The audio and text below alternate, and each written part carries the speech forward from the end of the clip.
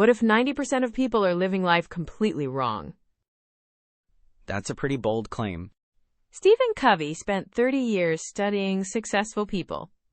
He found that most people react to life. They let circumstances control them. And the top 10%? They operate from an entirely different paradigm. They respond based on values, not emotions. That's the difference between reacting and responding.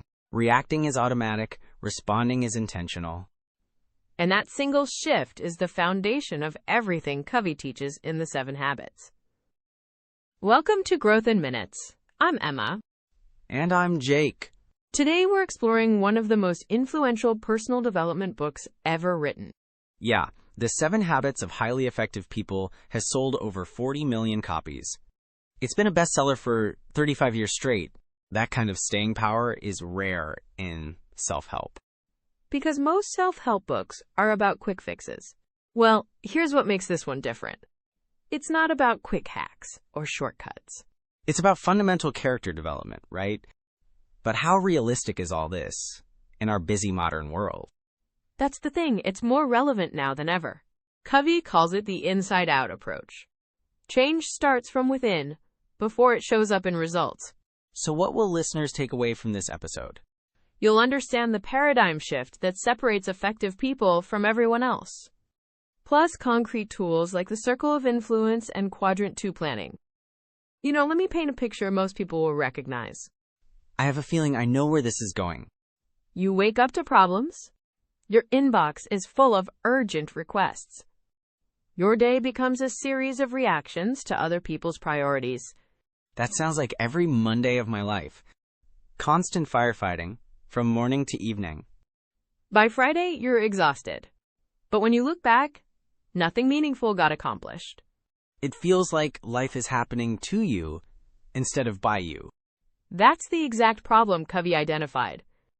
He noticed people focusing on personality techniques. Quick fixes, shortcuts, surface-level tactics. Instead of addressing root causes, like treating symptoms instead of the disease. Right. He called this the personality ethic. The real solution is what he calls the character ethic. So let's break down the 7 habits into 3 groups. I like structure. Let's do it. Habits 1 through 3 are about private victory. Mastering yourself before trying to lead others. What's habit 1? Be proactive. This is the foundation of everything else. Proactive meaning taking initiative? Actually, it goes deeper than that. Covey tells a story about Viktor Frankl, the Holocaust survivor. The author of Man's Search for Meaning? Yes. Frankl discovered that even in concentration camps, he had one freedom left. The freedom to choose his response to any situation. That's powerful. Covey says between stimulus and response, there's a space. In that space lies your power to choose. So when someone cuts me off in traffic, I don't have to get angry. Exactly. Reactive people let circumstances control their emotions. Proactive people choose their response based on values. That connects to the circle of influence you mentioned. Right, exactly.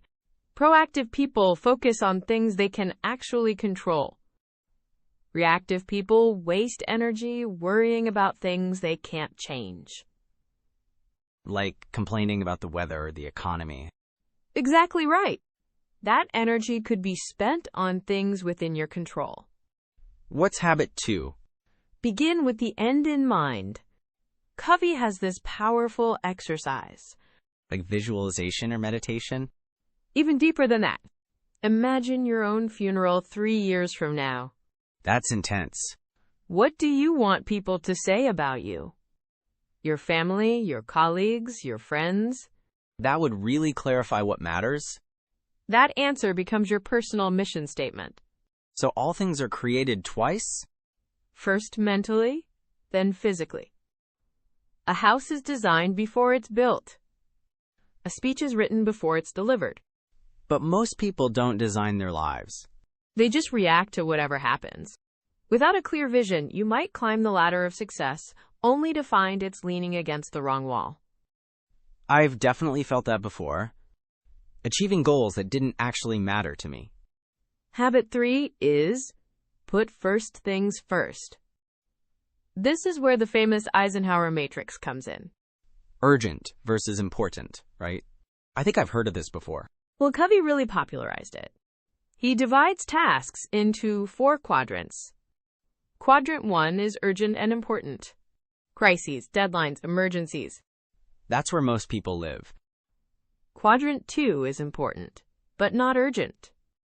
Planning, relationship building, prevention, self-improvement. The things that really move the needle long term. Highly effective people spend most of their time in Quadrant 2. Because when you invest in prevention, you have fewer crises. So Quadrant 2 actually shrinks Quadrant 1 over time. Exactly. You've got it. What about habits 4 through 6? Those are about public victory. Effectiveness with others. But you can't have public victory without private victory first. You have to master yourself before leading others. Habit 4 is think win-win. Seeking mutual benefit instead of competing. Exactly. That's the mindset. Covey says most people think in terms of win-lose. But the best outcomes come from abundance thinking. There's enough success for everyone. Habit 5 is seek first to understand, then to be understood. Empathic listening. Most people listen with the intent to reply, not to understand. They're waiting for their turn to speak. I'm guilty of that. When you truly listen first, you transform relationships. People feel heard, and then they're willing to hear you. It builds trust before you even say a word. And habit 6? Synergize. The whole becomes greater than the sum of its parts. Creative cooperation produces solutions no individual could imagine alone. 1 + 1 = 3. Or even 10. And habit 7 is sharpen the saw. What does that mean? Imagine a lumberjack sawing for hours with a dull blade. Someone suggests sharpening the saw. But the lumberjack says he's too busy sawing. That's most people. Too busy working to stop and improve. Sustainable excellence requires balanced renewal. Physical, mental, emotional, and spiritual dimensions. This is comprehensive, but how does someone start? 7 habits is a lot to tackle at once. Start with habit 1. Be proactive. Everything else builds on this foundation. What's the practical first step? Try the 30-day proactivity challenge. For 1 month, catch yourself when you use reactive language. What counts as reactive language? Phrases like, I have to, I can't, if only, there's nothing I can do. Replace them with what? I choose to, I prefer, I will. Let me explore my options.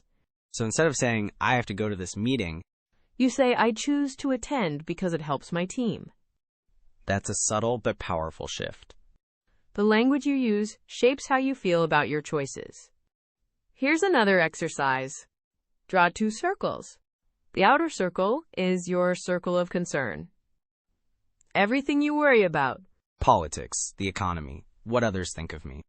The inner circle is your circle of influence. Things you can actually affect. My attitude, my effort, my relationships. Right, exactly. Effective people spend their energy on the inner circle. And that circle actually grows when you focus on it. Well, that's the key insight. Your influence expands when you stop wasting energy on things you can't control. Now for habit 2, try this tonight. Write down your roles. Spouse, parent, professional, friend. And then what?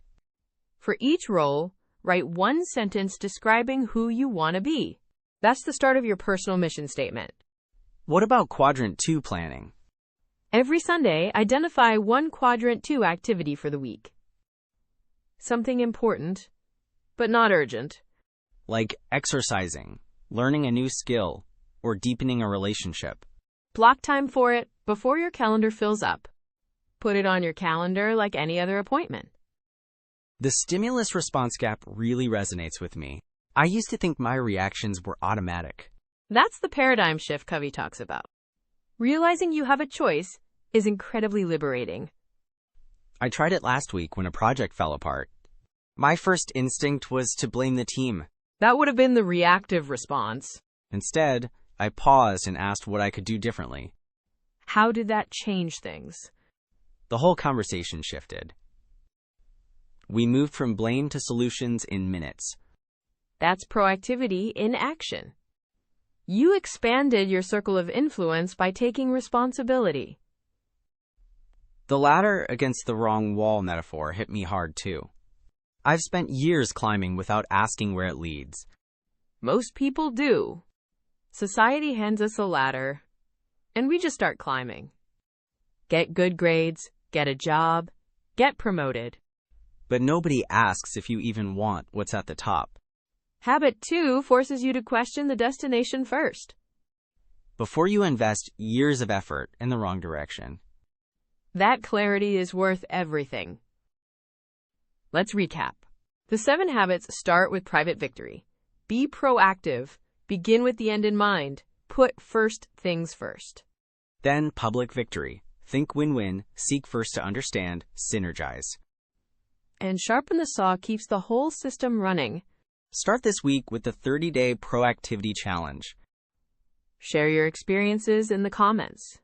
Subscribe for more insights on personal effectiveness. I'm Emma. And I'm Jake. Remember, between stimulus and response lies your power. Use it wisely.